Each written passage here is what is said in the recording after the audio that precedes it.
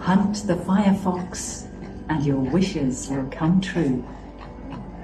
Bring me the flaming fox, and I will cover you in riches.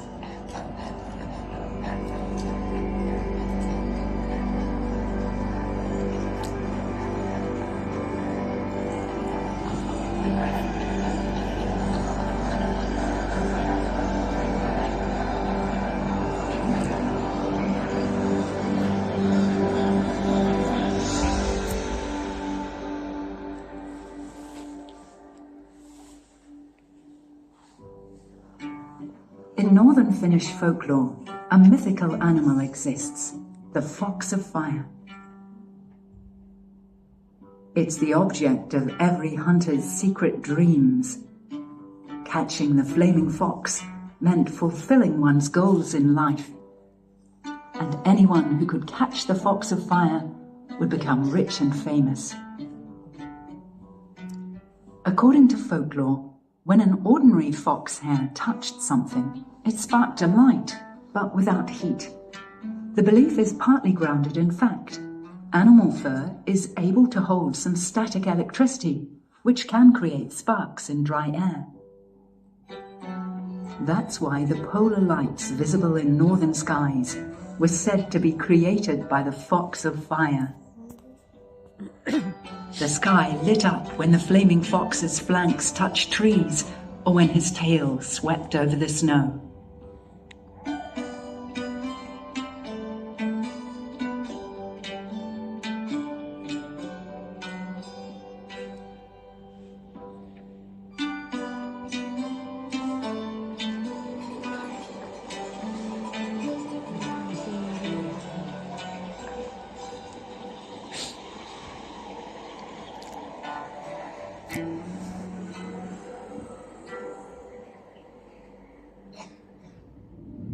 Another old tale says that the polar lights are created by a whale living in the Arctic Ocean.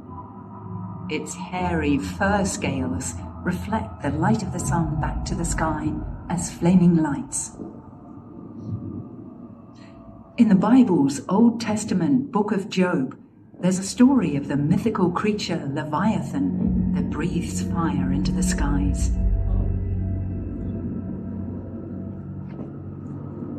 In ancient China, people believed that auroras are the fiery breath of dragons.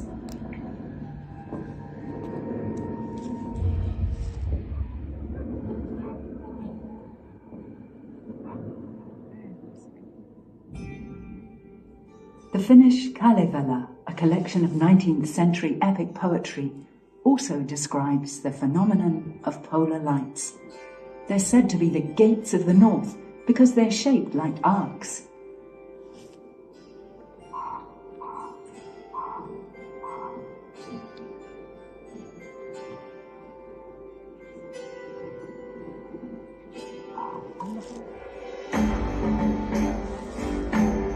In Central and Southern Europe, polar lights are very rare, which is why sighting them was connected to heavenly omens of horrors to come. Red auroras in particular were believed to warn of wars and other future disasters.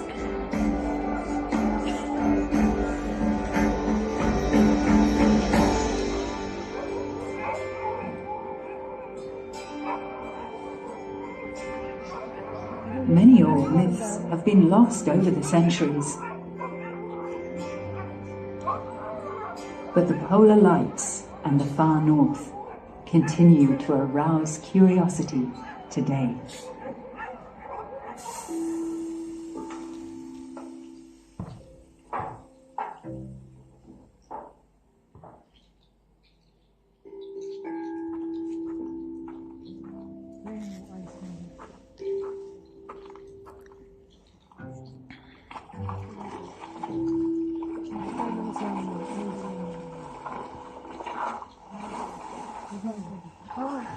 Every year, thousands of tourists travel to Lapland to catch a glimpse of the Northern Lights. People are also interested in the north because climate change is heating the earth. And snowy slopes and untouched pure nature always seem to fascinate city dwellers.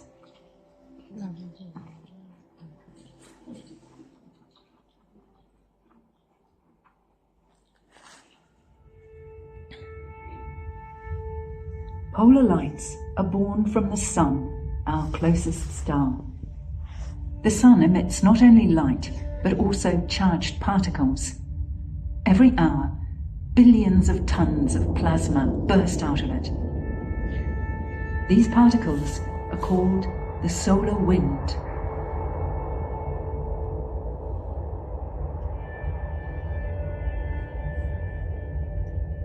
The solar wind has immense power.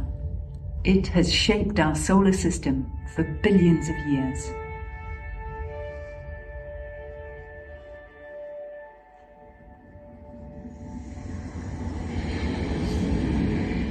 Comets get their impressive tails from the solar wind.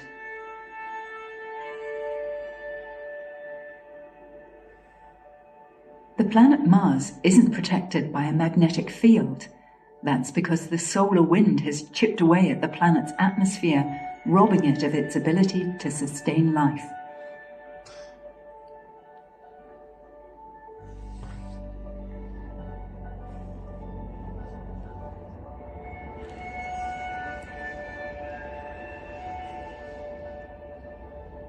As for planet Earth, its magnetic field prevents the particles of the solar wind from getting close to the surface.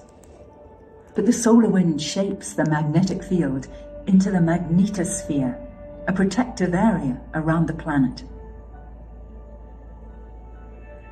The electrically charged particles of the solar wind bring with them their own magnetic field. When the flow of charged particles hits the magnetosphere of the Earth, the pressure that's created stretches the magnetic field on the night side of the globe like a rubber band. The field stretches and stretches until it quickly snaps back to its original form. At that point, it catapults the charged particles towards the North Pole and the South Pole, creating polar lights. The particles originating from the Sun surge into the Earth's atmosphere from the magnetic poles in the north and south.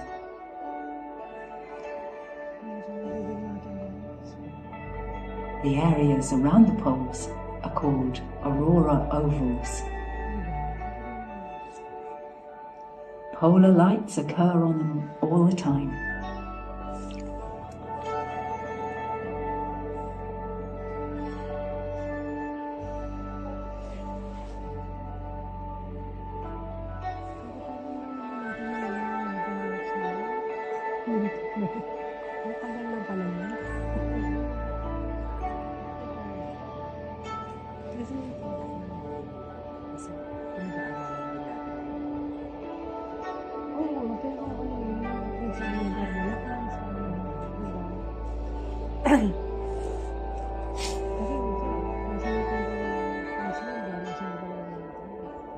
Kung ano ba naman ang mas malakas sa film.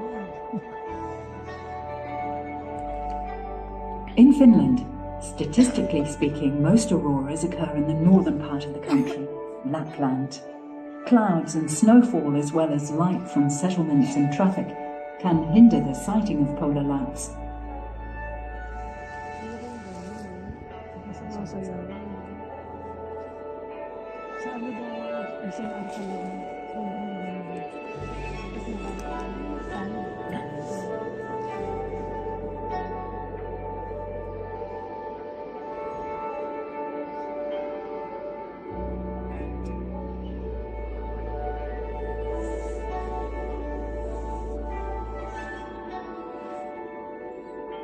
In the southern hemisphere, solar activity strongly influences how often polar lights are seen. In Lapland, the occurrence of auroras is more regular.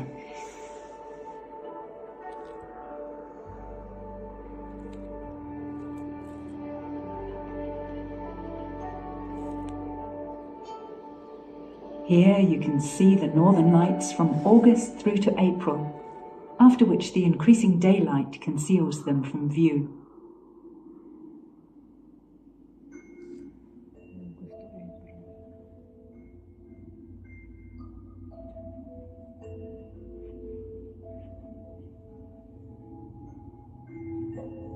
In order to see an aurora, it's best to go to an open area that's as dark as possible. You should be far away from settlements and their light pollution.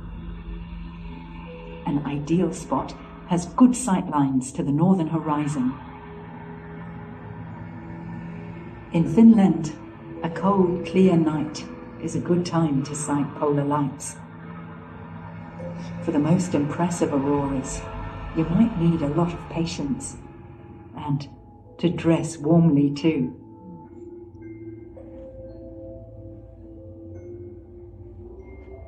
The human eye isn't very good at distinguishing different colours in the dark. That's why the northern lights look paler to the naked eye than they do in photos.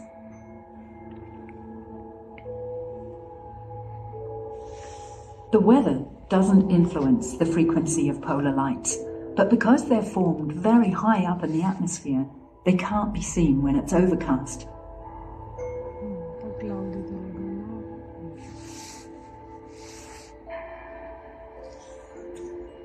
And polar lights are rarely sighted if sunspots disappear, which they sometimes do for decades. The last time that happened was at the beginning of the 19th century. Over 2 decades, only a couple of polar light sightings were recorded in the whole of Europe.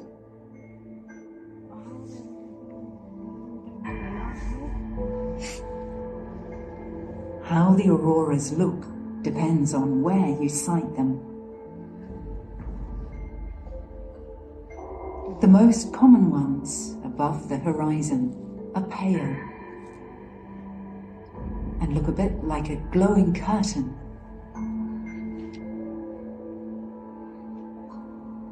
But if you're standing right under that curtain, you experience the lights in a completely different way. Part of the curtain will fall on your left and the other part on your right. It looks as though the curtain is coming closer. This is called a corona. The crown of light stretches in different directions into the sky. After the most intense auroras have passed, you can still observe polar lights in the sky for up to 4 more hours. It's not fully known how these pulsating auroras come to be. Their creation may be linked to electromagnetic radiation at an altitude of 25,000 kilometers. One theory suggests that what are called chorus waves switch the light of auroras on and off like a light switch.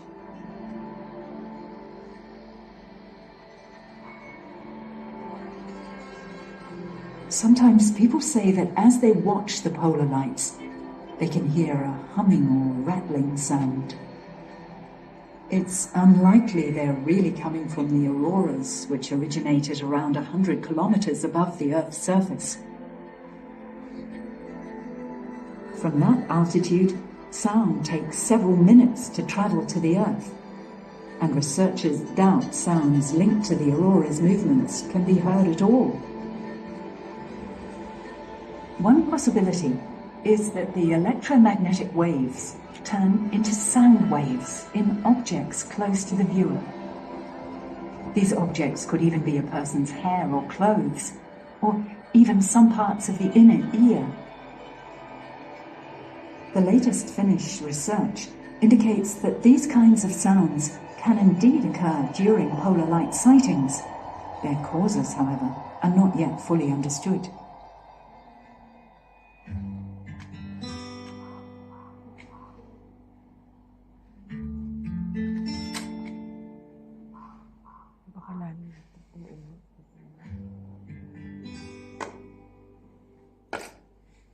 The flames of a fire help us understand why polar lights take on different colors.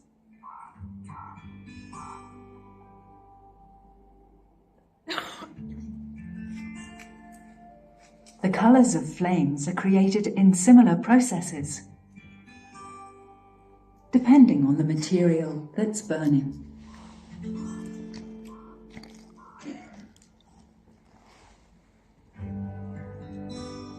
Different substances have their own characteristic burning colors. Similarly, the different gases of the atmosphere create the different colors of an aurora. Polar lights have layers of colors. On the lowest layer, there's violet. The second layer is green.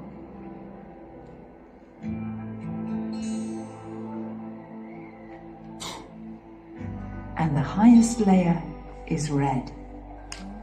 The changes in color reveal to us the layered composition of the atmosphere.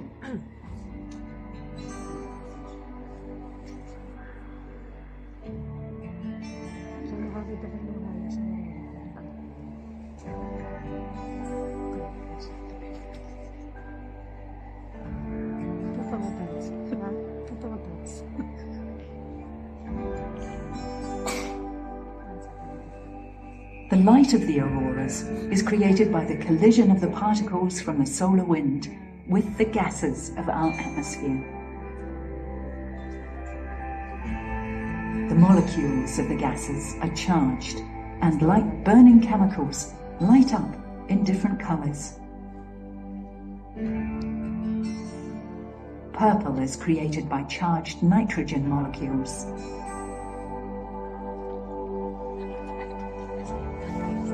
The green and red seen in auroras are created by charged oxygen molecules at an altitude of about 200 to 400 kilometers.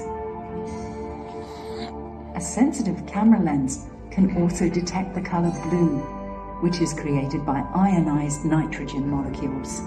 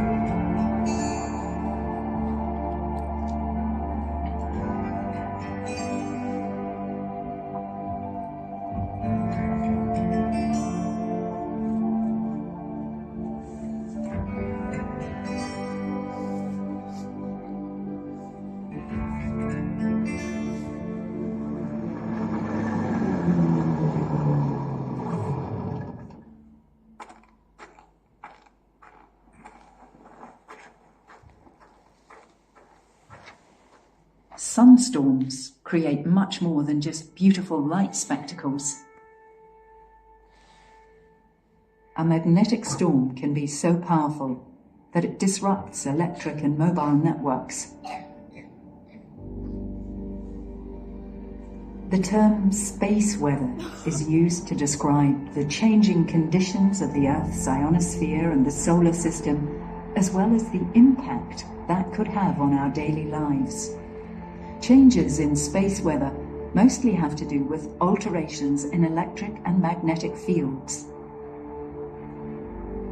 Bursts of highly charged particles in space can damage satellites and even endanger the health of astronauts.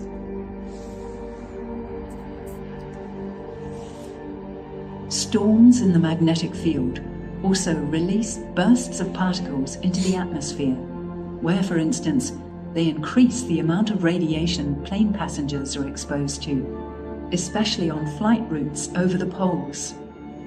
Space storms also cause disturbances in radio traffic and GPS signals. Sudden changes in the magnetic fields trigger electric currents and electricity grids. In oil and gas pipelines, the same currents can accelerate corrosion and prevent the regular electric monitoring of it. In electricity grids, the currents can even cause large power outages and damage electricity transformers.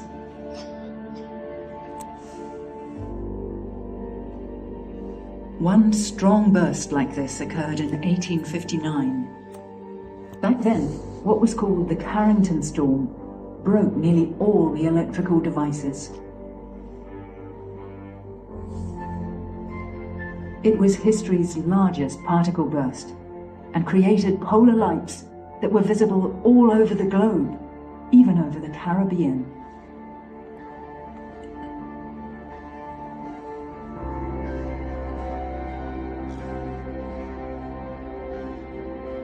These days, people are very dependent on electricity grids and satellites.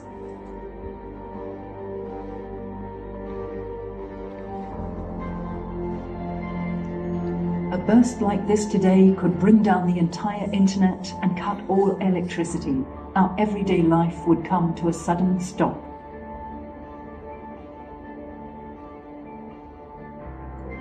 By the time the auroras of this kind of superstorm would light up our skies, it would be too late to try and prevent a power outage.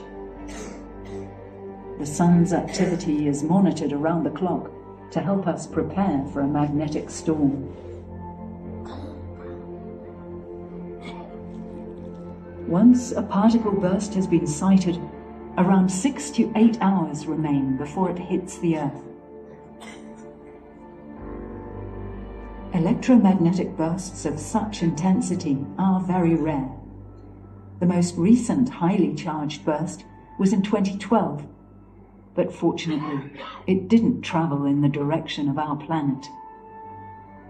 However, there is good reason to say that the ancient myths about polar lights predicting wars and destruction may hold some truth.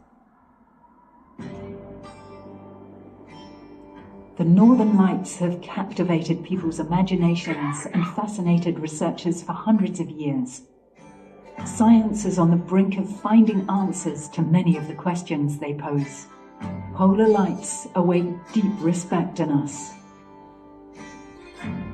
They remind us of the hidden powers of our solar system. The Earth is fully dependent on the Sun, a chaotic ball that generates energy through nuclear fusion. Polar lights are the Sun's touch on Earth.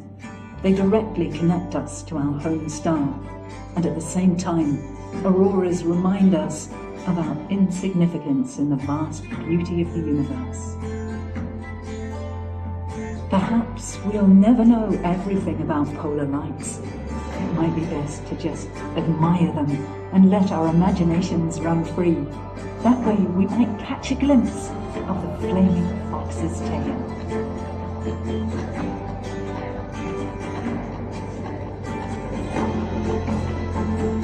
Depende cuáles son. Punto.